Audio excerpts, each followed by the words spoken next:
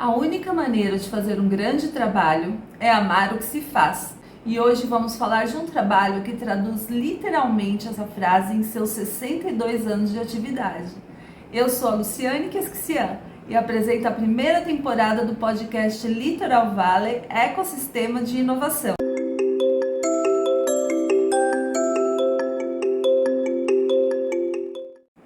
Nosso objetivo é falar de saúde, inovação e prevenção, aprendendo e se inspirando com o Hospital de Amor, que trata com excelência pacientes oncológicos em toda a sua jornada 100% SUS, com prevenção e rastreio, diagnóstico precoce, tratamento, reabilitação, segmento, acompanhamento e também paliativo. Gente, vocês sabiam que tudo isso gera um impacto de 1 milhão de atendimentos realizados em todas as suas unidades, em 12 estados brasileiros? São mais de 250 mil quimioterapias realizadas, 9.500 refeições diárias distribuídas gratuitamente a todos os seus pacientes, 2.596 municípios e distritos brasileiros atendidos por unidades fixas e móveis também. E pioneiro em programas de rastreamento coloretal, pele e pulmão.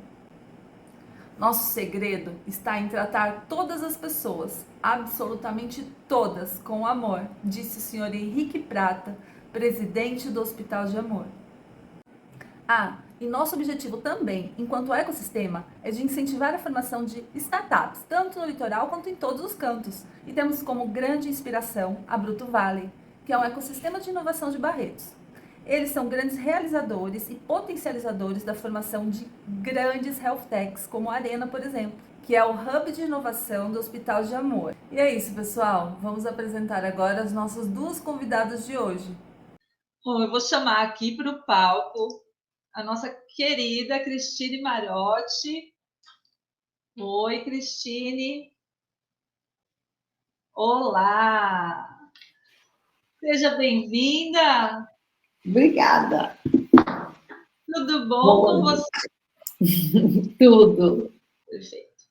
Bom, pessoal, estou aqui com a Cristine Marotti, ela que sempre foi engajada em ações humanitárias e de voluntariado no Brasil. Na China, onde viveu por 16 anos, atuou junto à comunidade brasileira no país, além de se especializar em cultura e medicina chinesa. A Cris Marotti, assim como é, né, chamada, muito conhecida pelo perfil, né, do Instagram, ela atualmente vive em Portugal, onde mantém o seu trabalho com assessoria sobre cultura chinesa e é voluntária da Liga Portuguesa contra o Cancro. O câncer. Atualmente vive em Portugal, onde mantém seu trabalho com assessoria sobre cultura chinesa e é voluntária da Liga Portuguesa contra o Cancro. Lá em Portugal, as pessoas chamam de cancro, aqui no Brasil, câncer, mas tem a mesma intenção de voluntariado, né, Cris? É. Ela é educadora, produtora de conteúdo, palestrante, especialista em cultura chinesa, com MBA China Business and Culture, pela Xangai. Me ajude a pronunciar da melhor forma. Xangai Jiaotong University. University. Shanghai Jiaotong. Tá, perfeito. Bom, e da newsletter Seguimos Substack. Isso é um projeto novo. É um projeto novo? Vou querer saber tudo, hein? Vamos querer saber tudo, né?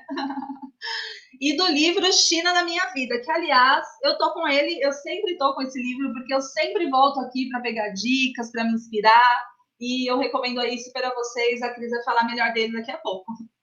Bom, né, aqui nesse livro, ela relata a sua experiência em mudar para a China antes da era digital. Ela também presta assessoria para empresas e grupos com interesse em entender e poder transitar pelas nuances dessa cultura tão rica e intrigante, como diz a Cris, e como aqui tem também um pouquinho no livro dela. Depois, vocês, a maioria do pessoal que tem o Linktree, se não depois vai estar escrito direitinho qual é o Instagram da Cris, porém, está escrito ali o nome dela, com CH, então o Linktree dela é Cris Marotti. Cris, seja muito bem-vinda. Como é que tá o frio aí? Você com frio aí, a gente morrendo de calor aqui. Não, tem que estar melhor hoje. Hoje tá até bem tranquilo. Semana passada fez muito frio. Muito obrigada pelo convite, um prazer imenso estar com você sempre. Você sabe que são anos e anos, né? Imagina, se eu fiquei 16 anos na China, então assim, a gente já está fazendo coisas juntas há uns 20 anos.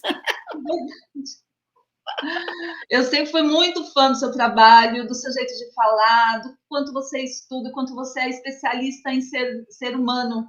Isso é assim, eu vejo brilho nos seus olhos e você está sempre motivando pessoas, contribuindo, está sempre presente, mesmo que muito distante do outro lado do mundo, está sempre com a gente. Hoje em dia é fácil, né? Hoje em dia a gente consegue fazer isso de uma forma bem tranquila e é um ganho para todo mundo, né? Porque a gente pode trocar mais, pode ampliar tudo que a gente faz, né? O que seria da gente sem essa era digital durante a pandemia, né? A gente ia ter ficado completamente isolado do mundo. Então, eu acho que a gente tem que agradecer esse tipo de atividade que a gente pode ter hoje, aonde a gente estiver no mundo. Né? Então, hoje é bem tranquilo fazer isso. A tecnologia favorece, né, Cris? Sim, graças a Deus. Bom, você acompanhou um pouquinho aqui da nossa conversa, a Amanda estava falando, né, sobre coragem, e você fala sobre escolhas, e eu queria ouvir de você, né, porque nesse momento, desde, como você disse, da pandemia, ali você já ajudou muita gente, né, com os seus pensamentos, com a medicina tradicional chinesa, que é algo que você domina bastante, você morou lá na China, então eu queria que você falasse um pouco das suas técnicas, dessa tua filosofia de vida, que ajudou e ainda pode ajudar muitas pessoas aqui que estão te ouvindo. Então, na realidade, uma das coisas que eu percebi muito é que existem muitas pessoas insatisfeitas, né, com a sua vida.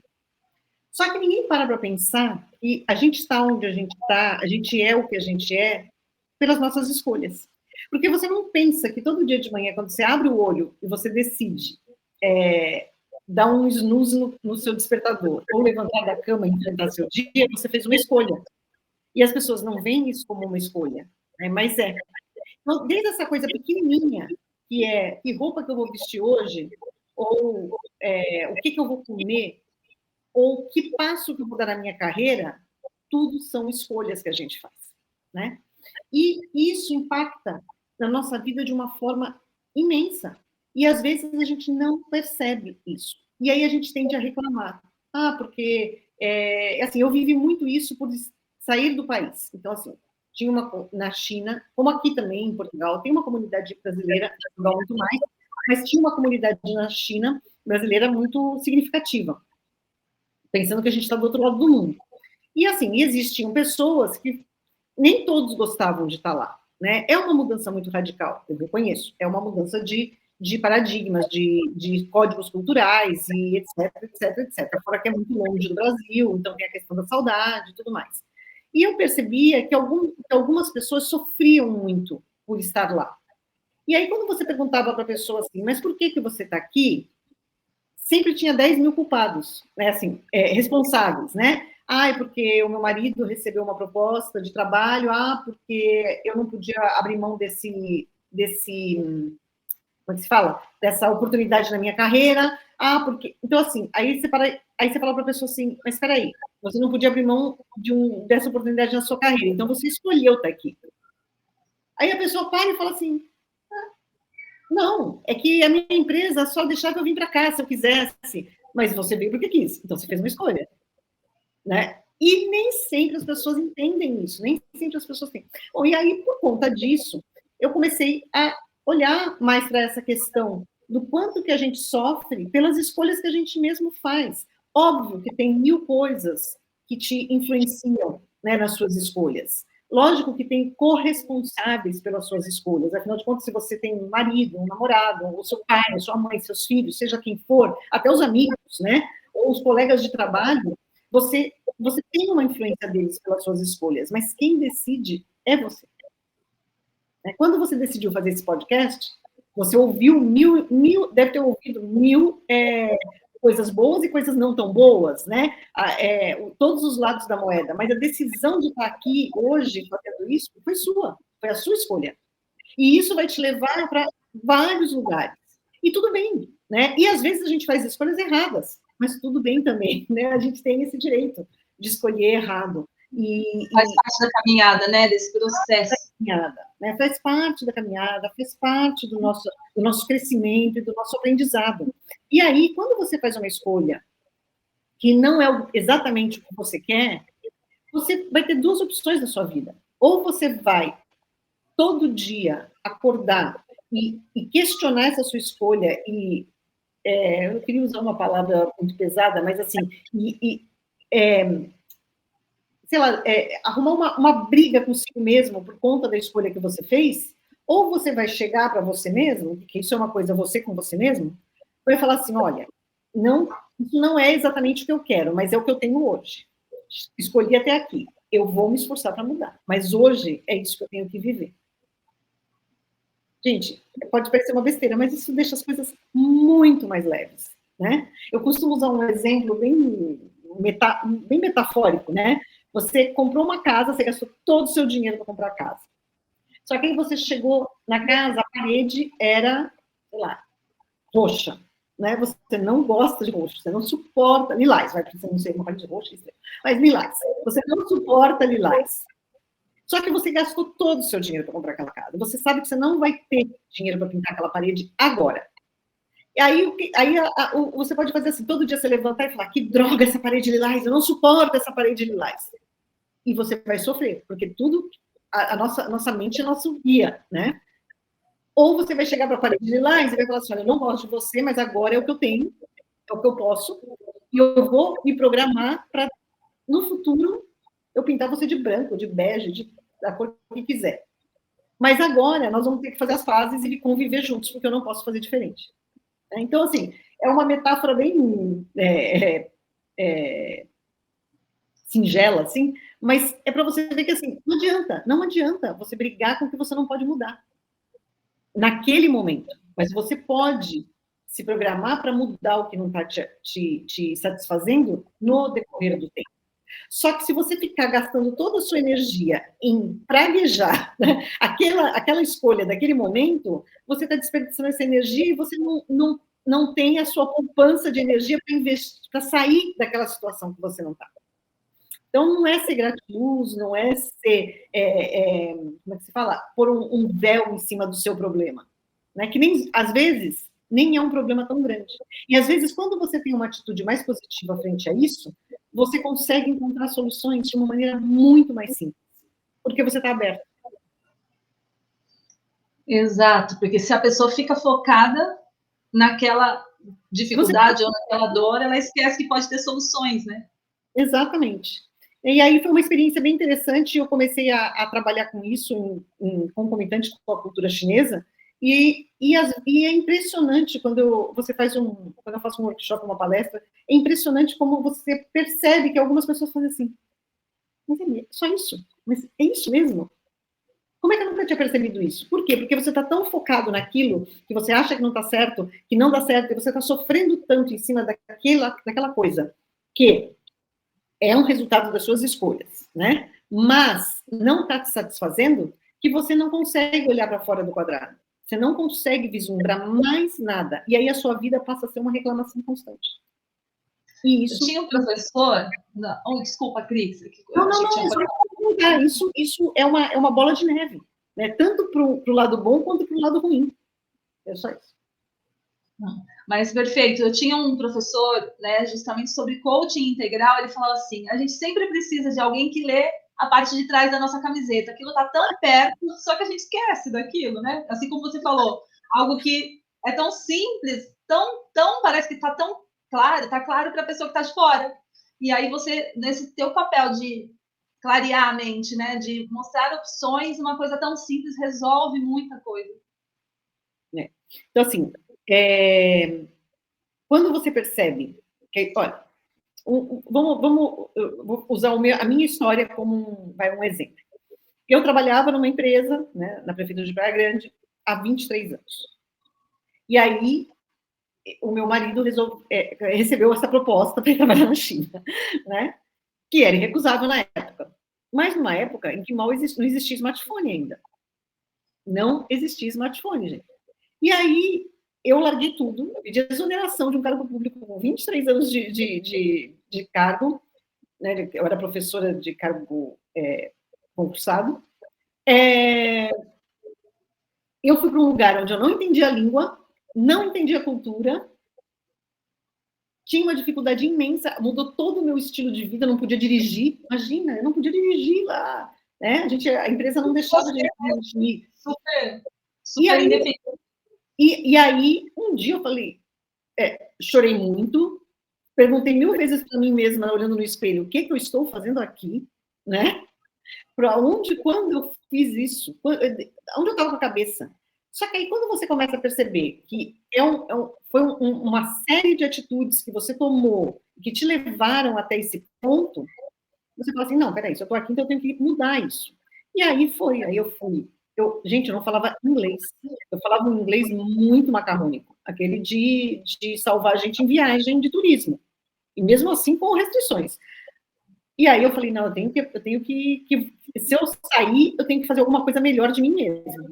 E aí eu fui estudar inglês, eu fui estudar mandarim, e aí eu fui fazer o meu MBA, e uma coisa foi puxando a outra. Por quê? Porque você vai fazendo escolhas todo dia. Eu podia fazer a escolha de ficar em casa, né? Eu não precisava trabalhar mais, se eu não quisesse.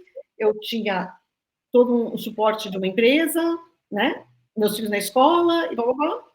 Aí você vai assim, mas aquilo estava me fazendo tão mal que aí eu fui atrás e fui buscando. Agora, foi da noite para o dia? Não. Né? Porque também as pessoas hoje em dia, com essa questão da internet, a questão das mídias sociais, tem o lado bom e tem o lado mais escuro, né, desse mundo que a gente vive hoje. Então, parece, quando você abre um Instagram ou um TikTok, ou seja lá qual a mídia que você abra, parece que está todo mundo feliz. Né? Parece que todo mundo assim, deu tudo certo na vida daquela pessoa, nunca ela sentou no quarto e chorou sozinha dentro do banho, nunca deu uma coisa errada, nunca o bolo deu errado, nunca a viagem teve perrengue, né? Foi aí que você começou a compartilhar a sua rotina lá no teu blog, que hoje é um blog, um dos, assim, muito seguidos, que é um dos... Também foi uma consequência. E olha só que coisa, né? Eu comecei a escrever esse blog sem nenhuma pretensão. Porque, na realidade, eu precisava arrumar coisas para fazer. E aí, uma das coisas, eu falei assim, eu vou começar a escrever o que eu vivo aqui. Naquela época, gente, não tinha nada em português sobre a China, a não ser coisas muito políticas ou econômicas. Mas aquela coisa do dia a dia, de como é viver num país como a China, não tinha. E aí eu comecei a escrever e, de repente, quando eu vi, eu tinha não sei quantas pessoas me seguindo no blog, né?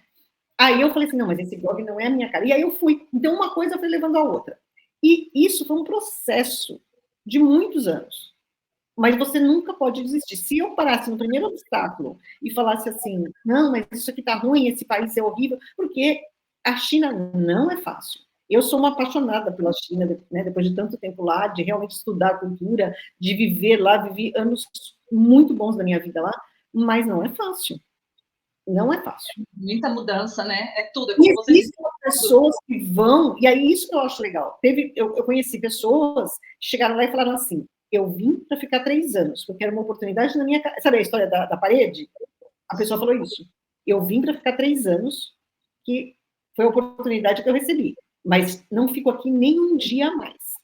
Vou viver bem enquanto eu estiver aqui. Mas aqui eu não vou ficar.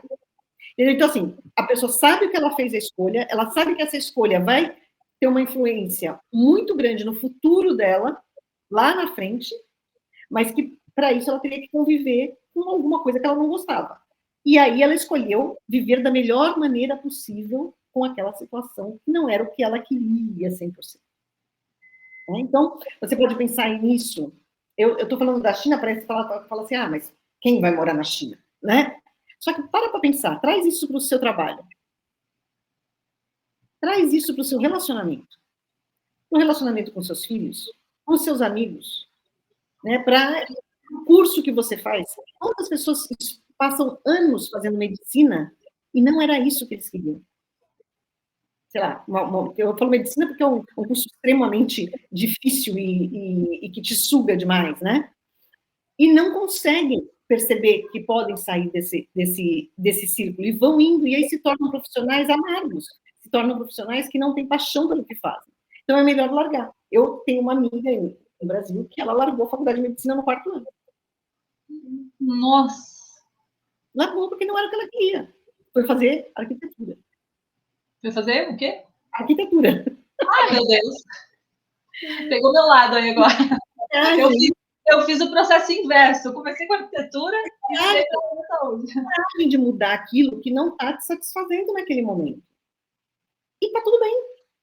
Né? Aí as pessoas ficam assim, mas imagina, quarta... Ok, tá tudo bem. A gente não nasceu assim. A gente foi se moldando assim.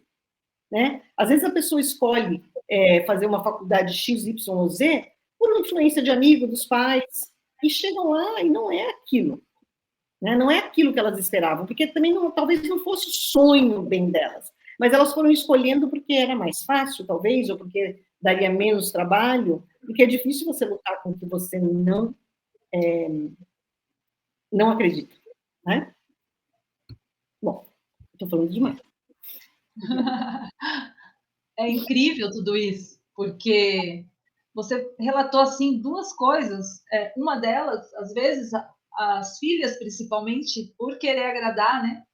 Os pais, aquela coisa da menina boazinha, de querer acatar, e acaba realmente, tem muitos relatos disso, e que acaba somatizando, né? Sim. Na verdade, eu estou dizendo que acontece com as mulheres, porque as mulheres têm aquela coisa do princesinha do papai. Se ela fizer diferente do que, de repente, o que vai contrariar e ela deixar de ser a princesinha do papai, pode ser que tenham questões emocionais aí que vão se refletir em doenças, somatizar, Cris? Você, pela medicina tradicional chinesa, o que Então, você diria sobre isso? A questão lá do yin e yang? Vamos do yin e yang e do qi. Né? Vamos falar um pouco, dentro dessas... Quando eu resolvi estudar a cultura chinesa, então eu fiz vários cursos, tá? Porque eu queria ter uma noção geral de tudo. Eu não me considero capacitada para atuar na medicina chinesa, tá? Mas eu fiz alguns cursos, sim, na universidade mesmo, né? Onde eu fiz esse MBA, eu também fiz um curso de medicina chinesa, porque eu acho que, para mim, a cultura chinesa, ela é muito interligada, sabe? Aquilo que, os costumes deles em casa está intrinsecamente ligado, e até no trabalho, com a medicina chinesa. A medicina chinesa é como se fosse, assim, a constituição da cultura chinesa, sabe? Tipo assim, aquele compêndio que dá as regras básicas do que você vai fazer. E dentro dessa questão da medicina chinesa, você tem que ter um equilíbrio. E realmente, o que você não consegue expressar, o que você não consegue pôr para fora, o que você guarda para você, pode virar uma doença, sim. Né? Pode te prejudicar alguma parte do corpo. E o que eu gosto na medicina chinesa é que o ser humano não é compartilhado. A gente é um só. Né? Cada um de nós somos um indivíduo e que, quando a gente não está bem, se você está com uma depressão, ou se você está com um momento de ansiedade na sua vida, porque você vai mudar, porque você vai casar, porque você vai começar um emprego novo, seja lá por quê, isso, o que passa na sua cabeça, ele vai refletir em todo o seu corpo. E aí, muitas vezes, as pessoas acabam se desestabilizando, o quê? Forçando muito o rim, o pâncreas, né? O intestino. E isso, você fala assim, eu estou com o intestino preso. O que está acontecendo? O seu intestino era preso? Não, não era. De repente, ficou, vamos dizer assim. O que está acontecendo? Além, né, porque eu estou me alimentando, não estou me alimentando direito, mas por quê?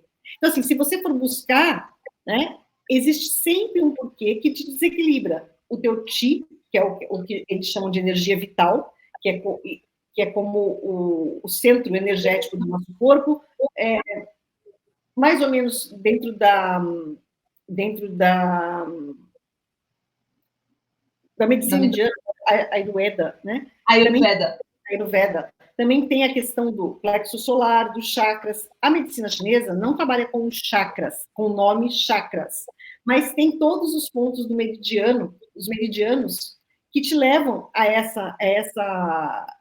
as mesmas funções. Então, quando você se desequilibra, você desequilibra o seu chi, que é o ponto central do seu corpo. E isso vai gerar várias coisas, doenças de pele, como eu já falei, intestino, fígado, dores de cabeça, né? dor, até, muitas vezes até dores musculares. Porque quando você está muito tenso, a primeira coisa que acontece é travar todos os seus músculos aqui do pescoço. Né? Você sabe isso melhor que eu. E isso faz uma... Então, o que é? Não adianta. Não adianta você fazer 1000 massagens, aplicações aqui, se você não buscar a causa do que está te causando essa rigidez na sua musculatura. Né? E isso é muito interessante da medicina chinesa, que eu acho que ela não compartilha o indivíduo. Né? Ela trata como um todo. Eu acho maravilhosa a medicina tradicional chinesa, porque ela vai buscar, ela vai ali na raiz, né? Como você falou, é como se os meridianos falassem, de alguma forma, contassem um pouco da história. A gente estava conversando aqui sobre, não agora, nesse momento, mas nós já conversamos sobre as pessoas que não querem se curar. Elas nem vão em busca, não é, Cris? Às vezes a pessoa tem que, você está dando a chave para a pessoa ter a escolha. Mas existem momentos em que a pessoa não quer escolher, e aí a medicina tradicional te ajuda, ou melhor, ajudar a pessoa, você identificar e conseguir que a pessoa vá na raiz mesmo que está impedindo com que ela se cuide, enfim, com que ela queira viver, porque você falou do Qi, e Qi é totalmente o fôlego de vida, né? É o equilíbrio. Né? O equilíbrio é o centro de toda a nossa estrutura física. E mental também. Olha, eu acho que assim, a medicina chinesa não faz milagre se a pessoa não quiser. Nenhuma terapia alternativa ou não, nenhum psiquiatra, nenhum psicólogo, nenhum acupunturista, você não consegue mudar o pensamento da pessoa. Quando você quer mudar, isso tem que partir de você. Né? Você vai ter que chegar no ponto, é que nem você falar assim, eu vou pagar para você, eu acho que você está estressado, eu vou te pagar. Um exemplo real que aconteceu comigo. Uma amiga minha, ela passou por alguns problemas assim, emocionais mesmo, e começou a aparecer no corpo inteiro sinais, tá? E ela ia no médico de pele, ia no médico ninguém falava assim, não, seus exames estão normais, você não tem nada. Só que ela tinha, a gente via, ela via, sentia. E aí uma conhecida dela falou para ela assim, eu vou te dar de presente 5 sessões de reiki, porque eu acho que vai melhorar o seu equilíbrio, né? Ela falou, não quero, eu não acredito nisso, não vou. Tivemos situação assim essa semana, entendo perfeitamente. Não adianta, por mais boa vontade. E aí, se ela fosse, sabe? E aí, se ela fosse, provavelmente ela não ia deixar a energia dela fluir para receber a energia do reiki, né? E ela acabou me contando isso porque eu faço reiki também. Eu estou igual bombril, né? Mas eu não faço, eu não aplico, eu faço auto-aplicação mesmo em mim e faço aplicação em alguns amigos, quando me pedem, assim. E aí ela sabe disso, eu já falei várias vezes. E aí ela veio me perguntar o que era realmente o reiki, por que ela achava? Porque ela achava que não era nada. Eu digo assim, se ela acha que não é nada, não adianta ela ir numa sessão de reiki. Como não adianta ela ir num psicólogo ou num psiquiatra. Porque não vai haver mudança. Então, a mudança parte das nossas escolhas. A gente também tem que se abrir para as coisas. E o que você pode fazer com um paciente desse, ou uma pessoa que chega assim para você sem querer? Você só pode tentar mostrar para ela o caminho. Uma hora ela vai descobrir. Ou não. Né? Mas aí tem o livre-arbítrio, né? Tem escolhas. Voltamos para o mesmo ponto lá de saída. Temos escolhas. Agora, falando um pouco da medicina chinesa, então, assim, várias coisas que eu aprendi nesse tempo todo da China, eu acabei incorporando na minha vida, né? Então, vamos falar de coisas práticas, assim, menos filosóficas, que eu acho, assim, extremamente interessante dentro da medicina chinesa. A questão da alimentação, né? Que por exemplo, eles têm alimentos que eles só comem no inverno, eles têm alimentos que eles só comem no verão. Por exemplo, uma melancia. Eles jamais comem melancia no inverno, é muito difícil, porque melancia é uma fruta de água. Né? Então, quando você precisa de água? Você precisa de água no verão, porque o seu corpo transpira mais. Isso aqui. Bebida, por exemplo, uma terapia de massagens de pedras quentes, né, que é bem comum na China também. os locais que fazem essa massagem, eles só fazem de outubro a março, porque é o inverno lá, né? Depois eles não fazem porque você já está quente. Você não precisa mais daquele calor que a pedra te dá para se reenergizar. Porque no verão você já está quente, então eles não fazem. Outra coisa é não comer gelado. O chinês dificilmente come ou bebe coisas geladas. Aquecem até frutas, né, Cris? É isso mesmo? Sim, alguns aquecem, ou no máximo temperatura ambiente, né?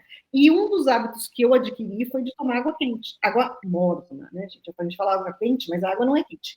Ela é morna, ela é uma temperatura que você consegue beber sem se queimar, né? E por quê? Porque eles acreditam que você vai beber, o que você beber, ele tem que estar na temperatura do seu corpo. E a gente tem, em média, 37 graus de temperatura interna, né? Mais ou menos isso. Então, você tem que tomar uma água morna, que chegue lá nos 30, 35 graus, um quente que você consegue. E isso fez uma modificação na minha vida muito grande, na minha saúde, né? Porque hoje em dia, quando eu saio de uma mesa de almoço, jantar eu nem janto mais, mas quando eu saio da mesa de almoço, somente se um dia eu vou num lugar com uma comida mais gordurosa, e a comida chinesa, apesar de tudo, é muito gordurosa, então a água quente parece, sabe, sentir, que nem aquele barril de chope lá, que limpa a serpentina que falam, né? A água quente te dá uma sensação de limpeza, de que você realmente está tirando todo o excesso dali. Né? Então, assim, são vários hábitos. Os chás também, eles têm muitas propriedades entre a medicina chinesa, as frutas, uma coisa para nós mulheres, dentro da medicina chinesa, todas as mulheres deviam todo dia comer uma tâmara, porque isso faz bem para o sistema reprodutor. E mesmo quando você já não tiver mais filhos, ou entrou em menopausa, você continua tendo seu sistema reprodutor. Você continua tendo seus órgãos. Então, você precisa cuidar deles. Então, em qualquer idade, a tâmara é como se fosse, assim, aquele remédio que a gente precisa tomar todo dia. Né? Então, e aí, tem mil outras dicas. O pessoal tem que anotar, gente. Anota isso e coloca em prática, porque, olha, a Cris falou, a Nutri falou, e eu também falo para vocês que faz diferença em muita coisa, principalmente para quem está com questão de umidade, né? Baço pâncreas, essa questão aí, né, Cris? É isso mesmo? Sim, é isso mesmo. E que as pessoas hoje elas estão muito, né, com o que eles chamam aí de umidade e fleuma, por conta da alimentação que a doutora Amanda estava falando sobre excesso de glúten e lactose, né? Você sabe que, mas eu ainda acho que a China vai ter algum boom ali, porque o que aconteceu? Com o passar do tempo, né, nesses anos todos que eu vivi lá, a gente começou a perceber uma mudança nos hábitos alimentares deles para mal. Por quê? Porque redes de fast food chegaram no país, como McDonald's, Burger King, KFC, todas essas aí, e fora as chinesas que surgiram inspiradas nos ocidentais. E hoje eles têm uma geração de crianças obesas que isso nunca havia acontecido, porque assim, a comida chinesa tradicional, ela é gordurosa. Eu adoro a comida, mas não é tudo que eu posso comer, porque a gordura não me faz bem. Faz muitos anos que eu não como fritura, assim, eu como muito esporadicamente. E quando você vai num restaurante chinês, a comida, assim, você vê o óleo, sabe? É engraçado. E mesmo assim, eles sempre foram magros, sempre tiveram, porque eu acho que tem um pouco do biotipo deles, né? E do próprio sistema como é que chama? A gente fala tanto para emagrecer, do metabolismo? Metabolismo, faltou a palavra. Então, faz parte do metabolismo deles, esse tipo de alimentação. Só que aí eles começaram a entrar na onda dos fast foods, que não existiam. Então, hoje tem uma grande leva de crianças obesas e adultos obesos também, que isso há 20 anos não existia, né? E eles estão começando não é todos, né? Por exemplo, em cidades como Xangai, que é uma cidade muito mais, vamos dizer assim, com influência ocidental do que uma cidade no interior da China, você vê as pessoas mudando muitos hábitos. Por exemplo, Quando eu cheguei lá, não se comia salada. Você não encontra salada em qualquer lugar. Um restaurante chinês não tem salada. Eles fazem um tipo de salada quente, que eles refogam a selga ou a mesma alface. E é muito bom, tá? Você pode falar assim, alface refogada é bom, eu garanto. Mas, o que acontece? Hoje, você já vai em vários lugares que tem salada para vender. E a salada fria, coisa que eles não comiam. Então, assim, eu acho que todo o sistema deles vai dar um tilt aí, num determinado momento, porque eles estão inserindo hábitos ocidentais que nunca, antes desses 20 anos, nesses últimos 30 anos, existiram dentro da cultura chinesa. E dentro porque tinha um equilíbrio, né? Tinha um equilíbrio perfeito. Aí eles... E agora está mudando. Então, assim, tem algumas coisas, e é triste dizer isso, mas muitos chineses estão abrindo mão da medicina chinesa. Eles estão indo buscar a medicina alopática. Alopática. Nossa, tá? que... Não, isso é uma coisa assim. Agora, veja bem, eu tenho uma realidade de uma cidade grande, onde eu vivi a maior parte do tempo. Porque quando a gente morou lá no interior da China, perto da divisa com a Coreia do Norte, ainda era muito antes dos smartphones. Então, eu falo para a China raiz lá. Ainda é, né? Mas já chegou agora. A minha maior experiência, que foi 12 anos vivendo em uma cidade grande, tá? Aqui os hábitos mudaram muito. Então, isso vai ter um custo ainda, eu acho que na saúde pública chinesa. Com certeza. Então, assim, num país de 1 bilhão e 400 milhões de habitantes, não dá para dizer que a maioria hoje come salada. Não, não come. Mas tem uma grande porcentagem. E os insetos? Hã? E os insetos, você provou? Eu comi escorpião. Parece camarão. Sabe aquele espetinho de camarão fritinho na praia? Bonzinho. E olha, gente, também é assim, ó. Hoje eles não comem mais isso, tá? Ah, não? Foi proibido? Teve algumas... Não foi proibido, mas eles não comem. Quando que eles comeram isso? Na época das grandes fomes. A China teve vários períodos de fome, né? Que não era que tinha lá, como no Brasil, tem uma região lá no Nordeste que está abandonada e que existe a fome. Não, era o país inteiro, não tinha o que comer. Não tinha quem era rico, né? Chegou uma época que a fome realmente atingiu a todos. E aí eles comiam qualquer coisa.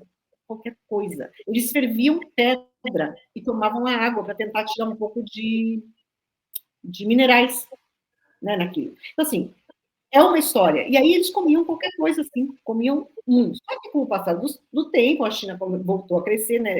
A última grande fome que teve foi na década de 1960, final da década de 60, de 1960. Foi a última grande fome que existiu, né, na China. Gente, era tão grande a questão da fome, que quando você encontrava com uma pessoa na rua, você não falava, tudo bem? Você perguntava assim, você já comeu hoje? Esse era o momento. Né? As pessoas não perguntavam, oi, tudo bem? Encontrava com a pessoa e falava, você já comeu hoje? Né? Então, daí é que vem essa coisa de comer os insetos, que viraram Agora, vocês querem saber aonde comem mesmo essas coisas esquisitíssimas? Vietnã, Filipinas, Tailândia. Só que assim, só a China levou a fama. Você teve uma situação que você ajudou brasileiros na época da pandemia. Eu queria que você falasse um pouco isso, dessas suas relações comunitárias. Eu que mudei, né? Na realidade, o que aconteceu? A gente tinha um grupo que era apoiado pelo consulado, mas não tinha. A gente tinha todo o apoio do consulado, que era o Conselho dos Cidadãos Brasileiros na China, e na época da pandemia eu estava na presidência desse conselho. Então, assim, foram feitas várias ações de se mandar, na época, máscara, respirador, coisas para o Brasil em doação, né, do governo da China, ou de empresários, ou de arrecadação mesmo entre os brasileiros, de mandar para o Brasil. Fora isso, a gente também procurava dar algum tipo de suporte para os brasileiros que estavam lá e que não podiam sair, porque a gente ficou sem poder sair da China. Se você saísse, você não voltava, né? Então, assim, existe todo um trabalho para que as pessoas pudessem ter a condição de vida, mas, assim, não era uma coisa que a gente ajudava quem ia pedir ajuda, dentro do que se podia.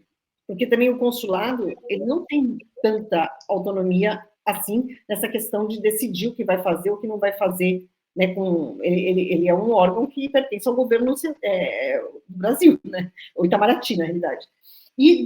O Conselho do Cidadão, muito menos, porque a gente era um conselho de cidadãos, a gente não tinha autonomia, a gente era apoiado, sim, pelo consulado, tentava fazer ações para ajudar a comunidade, mas na época da pandemia, tudo era muito restrito. Agora, foi feita uma grande doação de máscaras e produtos hospitalares através do Conselho, sim, do Brasil. A gente mandou isso para o Brasil. Sim, que você fazia parte, né? E foi, sim, perfeito. E sobre essa liga, né, do cancro aí de Portugal, como que é esse trabalho? A gente está aqui incentivando que as pessoas façam, né, a doação para o Hospital de Amor, que atende muitas pessoas, a gente tem esses dados, né, aí no início do programa eu falei quais eram, e é bom a gente saber, trocar essa figurinha, como é que é em outro país, como que pode ser feito, né, esse incentivo para que trabalhos assim, como o do Hospital do Amor, que é 100% gratuito, e a gente saber aí da situação como é, né, e o que você faz e como pode incentivar as pessoas aqui a fazerem trabalhos como esse. Olha, o trabalho voluntário é também uma escolha. Voltamos lá ao início do nosso papo. O trabalho voluntário também é uma escolha, né? Então, assim, no Brasil, eu fazia trabalho voluntário quando eu estava aí. Eu fui presidente do Conselho da Criança e do Adolescente, eu fazia outros trabalhos que não eram vinculados, assim, à prefeitura, em outros locais. E quando eu cheguei na China, uma das coisas que mais me motivou foi o trabalho voluntário também, né? Eu comecei a trabalhar num hospital, numa instituição, na realidade, que chama Maubei Foundation, que ela acolhe bebês órfãos chineses com anomalias congênitas. A maioria dos casos era de espinha bifada, que é o que causa a hidrocefalia, né? E esses bebês, eles eram abandonados, porque eles tinham um problema físico. Isso existe ainda na China até hoje, a questão de crianças que nascem com algum tipo de deficiência, ainda é muito difícil a aceitação. Agora eles estão começando a se abrir mais para isso, mas isso tudo é um processo, né? Então, quando os pais veem aquela criança com um problema físico, né, visível, eles abandonam. E essa instituição ia lá, pegava, os orfanatos ligavam e a instituição custeia a cirurgia desses bebês. Quanto mais cedo se faz a cirurgia de espinha bifada, mais chances a criança tem de não ter hidrocefalia e de levar uma vida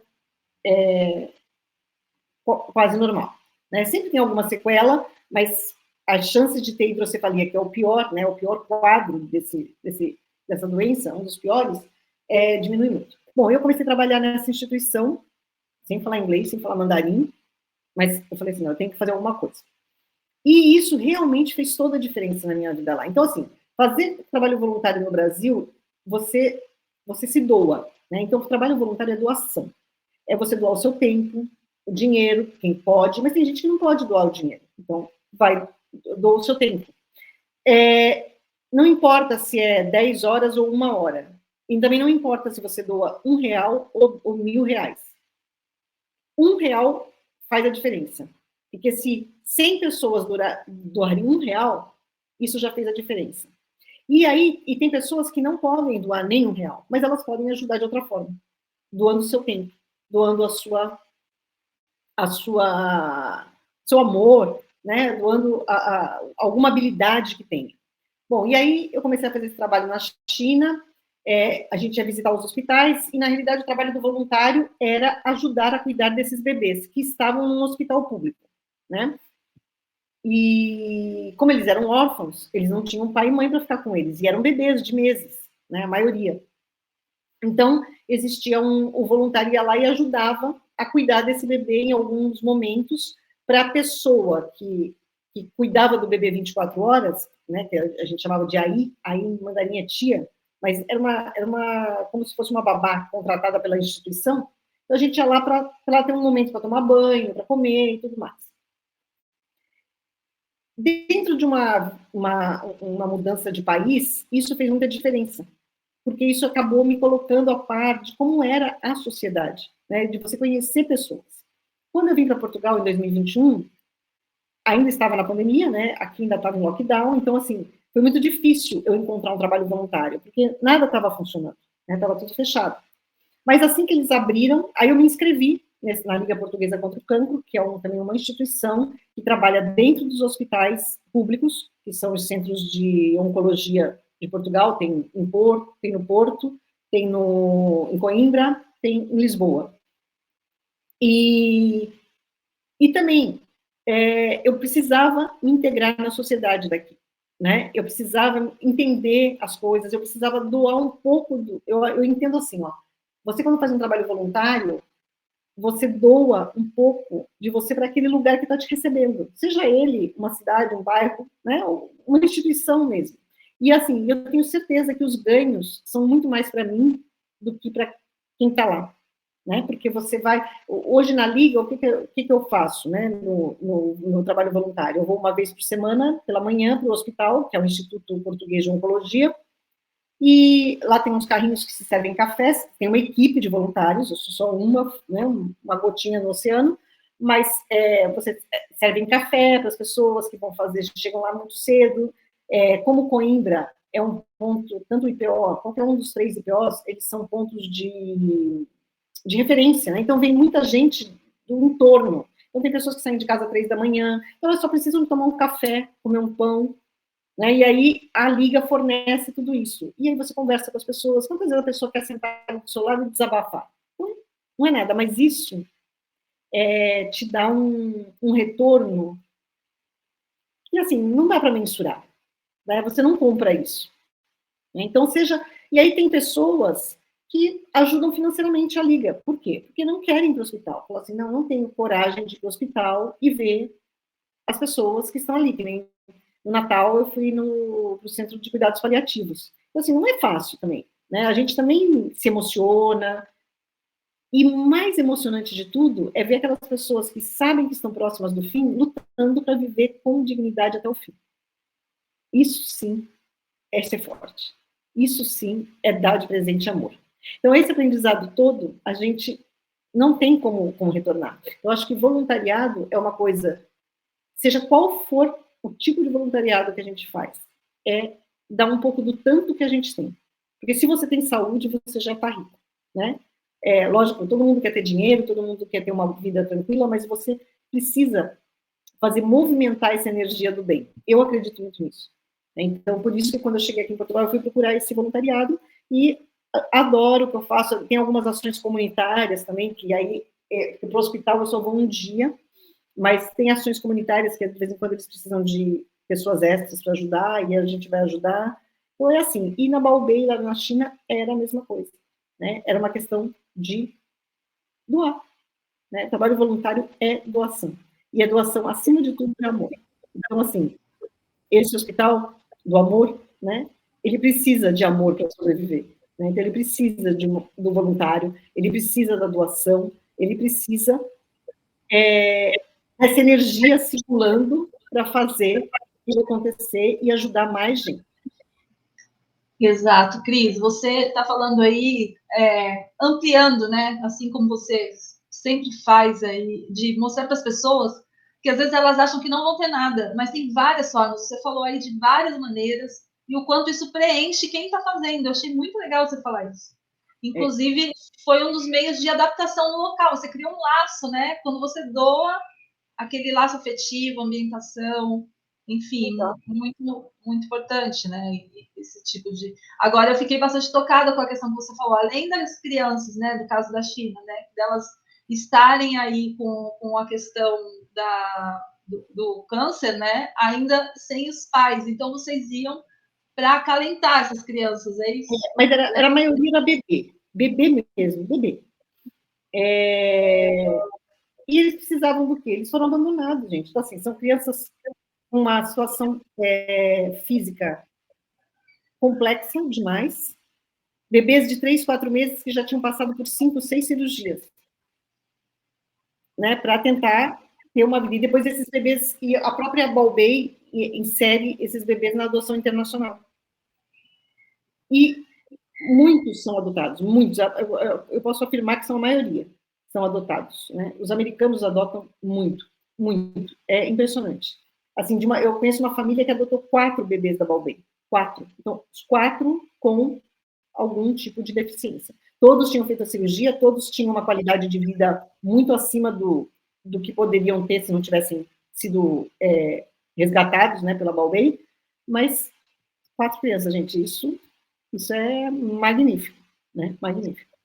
Realmente. Então, assim, essas pequenas coisas, quando você faz um trabalho voluntário, além de tudo que você aprende, você vê, sabe? Então, assim, parece que é aquela bola de neve do bem, sabe?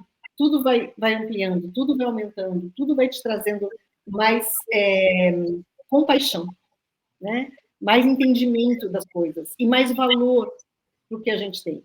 Gente, hoje, nada é mais valioso do que a nossa saúde. Não tem.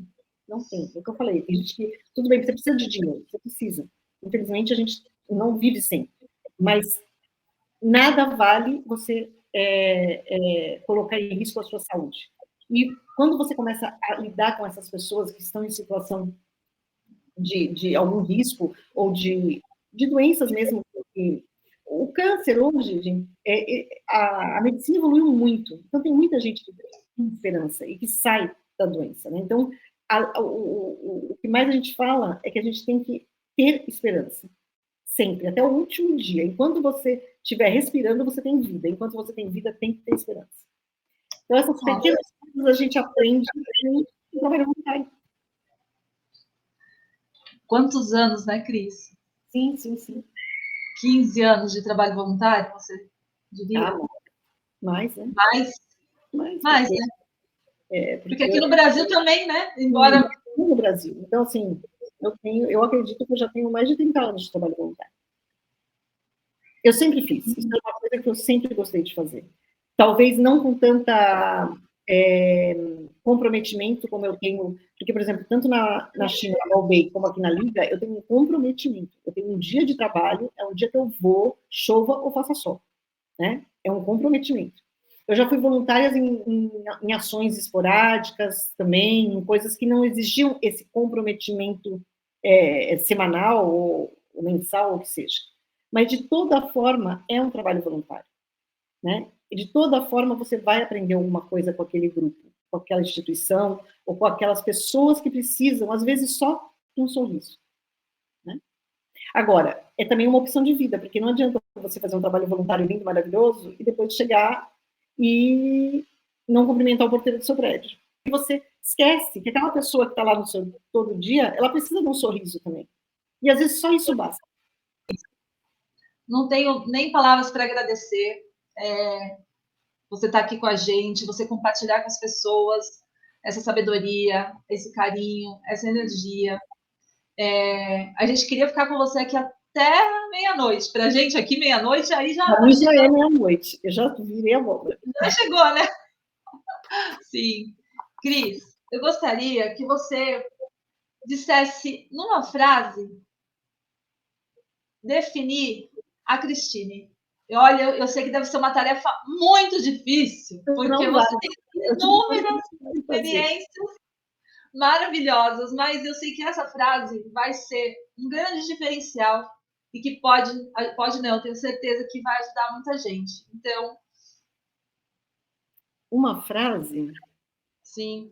Olha, vamos dizer assim, tem uma frase que eu sempre falei, que eu passei isso para meus filhos, é que você é livre para plantar o que você quiser, mas você vai colher exatamente o que você plantou. E isso é um ensinamento para a vida, gente. A colheita é livre, o plantio é livre, a colheita é obrigatória. É uma frase feita, né, assim, mais ou menos um ditado popular, mas esse ditado já permeou várias religiões, vários escritos, vários, né, e no fundo é sempre isso. Você é o fruto das suas escolhas. E aí nós voltamos lá no começo, porque o que você escolhe plantar é o que você vai colher. Então você vê que a roda gira e cai sempre no mesmo lugar. Então é isso. Para mim, é o que você colhe somente o que você planta. Então, se a gente está aqui hoje, é porque alguma coisa a gente plantou para estar colhendo isso. E assim vai, está tudo na vida. Tem vezes que a gente planta errado. fato, né? Mas a gente também tem que perceber quando que não está indo bem, né? Às vezes falta chuva, às vezes... Mas geralmente isso é uma coisa que dá muito certo. As suas escolhas vão você acolher o que você vai ser hoje. As suas escolhas de hoje é o que você vai ter amanhã, suas escolhas de ontem é onde você está hoje. A gente cocria, né? Dizem que somos co-criadores da nossa realidade, das coisas que estão aí. Você provou isso, né? Acabou motivando as pessoas, contando essa história de vida. E, assim, mais uma vez, te agradecer imensamente por também tomar o seu tempo, dentre muitas coisas que você faz, para estar aqui com a gente. Passa, mais uma vez, fala sobre agora o teu blog, para agora a gente caminhando aqui para o final, falando um pouco sobre o teu blog, não, sobre o seu Instagram, China na Minha Vida, que é para que as pessoas possam... o blog também. O blog também. China na Minha Vida é o blog, o Instagram, tem tudo, né? Gente, como eu falei no começo, foi um projeto que nasceu do nada, né? Eu não tinha nenhuma pretensão, e de repente ele cresceu, porque na época eu também dei sorte, né? Dei a sorte e trabalhei para a sorte me favorecer, porque não existia coisas em português sobre a China. Naquela época, hoje existe muita coisa, mas na época eu comecei não. Onde eu conto um pouco da minha vida lá, assim, de adaptação, de como é essa coisa quando você se percebe estrangeiro, né? Dentro de um lugar que você fala assim, a gente passa na rua e fala assim, porque é o gringo. Aí quando você olha para você, você fala assim, eu sou o gringo, né, aqui. É meio uma coisa assim. Então tem algumas, eu sempre escrevo algumas reflexões, mas também hoje o Instagram do China na Minha Vida é mais uma curadoria sobre cultura chinesa, sobre coisas da China. Os meus conteúdos, como eu não estou mais lá, então eles estão mais voltados para mostrar a cultura de alguma forma, mas tem o blog para quem quer se aprofundar mais. A China é um país que todo mundo deveria pôr na sua lista de desejos, porque realmente é um país maravilhoso. É perfeito? Não, não é. Né? Tem coisas que eu não concordo lá? Tem.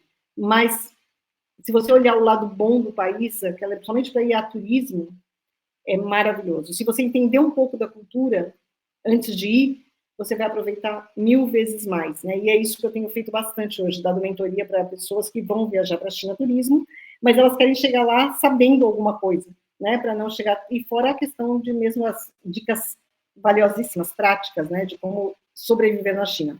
Mas a cultura é linda e eu me apaixonei por esse país e por essa cultura. Sou extremamente grata à China, apesar dos pesares, apesar de pandemia, apesar de tudo, mas passando a régua, né, como a gente diz, eu tenho muito mais coisas boas do que ruins para falar da China. Então é isso. Quem quiser conhecer meu trabalho, pode ir lá no China na Minha Vida, no Instagram, ou no chinanamiavida.com, que é o blog, e pode me mandar mensagem, eu procuro responder todo mundo. Às vezes não respondo no mesmo dia, mas quando dá eu respondo, e tenho muito prazer em divulgar essa cultura. Perfeito, Cris, gratidão. A gente vai aqui também se despedindo do pessoal que está ouvindo, tanto aqui do Brasil quanto aí de Portugal. Aqui a gente chegou uma visitante agora, que é a Jaya, e ela estava aqui também te ouvindo. Nós vamos nos despedindo e já deixando o convite, porque nós queremos continuar esse bate-papo depois com você, tá bom, Cris? É um prazer muito grande, muito obrigada pela oportunidade mais uma vez. É um prazer muito grande estar aqui e eu espero que alguma coisa do que eu falei aqui tenha despertado alguma sementinha no coração de alguém. Né? O que a gente tenta passar, é o que mais que a gente precisa, é amor. Né? É um amor, uma esperança. Né? A gente nunca pode perder a esperança. Sim, e o que você faz, o que a Amanda também veio aqui conversando, né, com a gente, vem de encontro, que é o que a gente chama da chamada do nosso programa, que é transmitindo amor em talks de saúde. Então, é isso. Cris, gratidão, um grande abraço. Muito obrigada. O também, que é o esposo da Cris. Um beijo. Obrigada. Um beijo. Tchau. Você.